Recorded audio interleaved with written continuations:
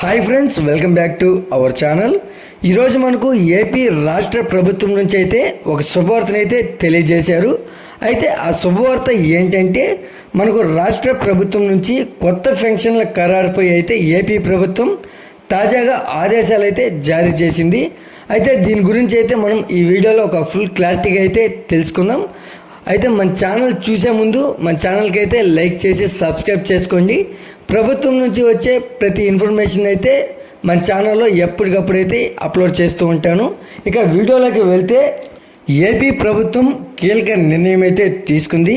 అయితే అర్హత కలిగిన లబ్ధిదారులకు పెన్షన్లు ఇవ్వాలని అయితే నిర్ణయించింది. అయితే అదే సమయంలో అర్హత లేకుండా పెన్షన్లు తీసుకుంటున్న వారిని తొలగించాలని అయితే డిసైడ్ అయింది. అయితే ఈ మేరకు సచివాలయాలకు బాధ్యత అప్పగించింది. అయితే వచనాల్లోగా ఈ ప్రక్రియ మొత్తం పూర్తి చేసి కొత్త పెన్షన్లు అయితే విడుదల చేయాలని ఆలోచనలో ప్రభుత్వం అయితే ఉంటుంది. అయితే ఏపీలో ప్రస్తుతం 67 లక్షల మందికి అనేక రకాలుగా పెన్షన్లు అయితే అందుతున్నాయి. అయితే కూటమి ప్రభుత్వం అధికారంలోకి వచ్చిన తర్వాత పెన్షన్ అయితే పెంచింది, ప్రతి ఒక్కరికి తెలిసిందే. అయితే ప్రతి నెల 1వ తేదీన వీటిని పంపిణీ అయితే చేస్తుంది. అయితే గతంలో వాలంటీర్లు అయితే పంపిణీ చేయగా ప్రస్తుతం వార్డు మరియు గ్రామ సచివాలయ సిబ్బందితో పంపిణీ చేస్తున్నారు. అయితే గత ఏడాది కాలంగా అర్హత ఉండి పెన్షన్ల కోసం ఎదురు చూస్తున్న వారి దరఖాస్తులు పెండింగ్లో ఉన్నాయి. అయితే ఇప్పుడు మీరు విషయంలో ప్రభుత్వం కీలక నిర్ణయం అయితే తీసుకుంది. అయితే అర్హత కలిగి ఉన్న అందరికీ పెన్షన్లు అయితే అందిస్తామని అయితే తాజాగా ముఖ్యమంత్రి నారా చంద్రబాబు నాయుడు గారు అయితే ప్రకటించారు. అయితే అక్టోబర్ నుంచి కొత్త పెన్షన్లు మొదలు పెడతామని వెల్లడించారు. అయితే దీనికి సంబంధించి ఇప్పటికే వచ్చిన దరఖాస్తులను అధికారులు పరిశీలిస్తున్నారు.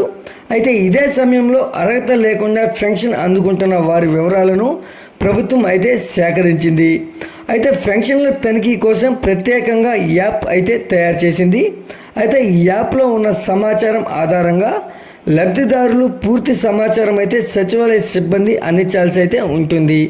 అయితే వీటిని పరిశీలించిన తర్వాత అర్హత తుది జాబితానైతే ప్రభుత్వం ఖరారు చేస్తుంది.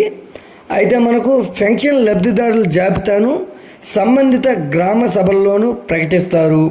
అయితే సంబంధిత సచివాలయాల్లోనూ అందుబాటులో ఉంచుతారు. అయితే అభ్యంతరాలు ఎవరికైనా ఉంటే గ్రామ సభలో నిర్వహించినప్పుడు అనర్హులుగా గుర్తించిన వారు తిరిగి దరఖాస్తు చేసుకుని అవకాశం అయితే కల్పించనున్నారు. అయితే అనర్హులు పెన్షన్ తొలగించే ముందు వారికి కూడా నోటీసులు అయితే ఇవ్వనున్నారు. అయితే పూర్తి స్థాయిలో పరిశీలించిన తర్వాతనే అనర్హులకు తొలగించాలని అయితే ప్రభుత్వం స్పష్టం చేసింది. అయితే అదే సమయంలో అర్హుల జాబితాను ఖరారు చేయటం పైన స్పష్టమైన మార్గదర్శకాలు విడుదల చేసింది. అయితే వచ్చే నెలలో ఈ ప్రక్రియ మొత్తం పూర్తి చేసేలా కసరత్తు అయితే కొనసాగుతుంది.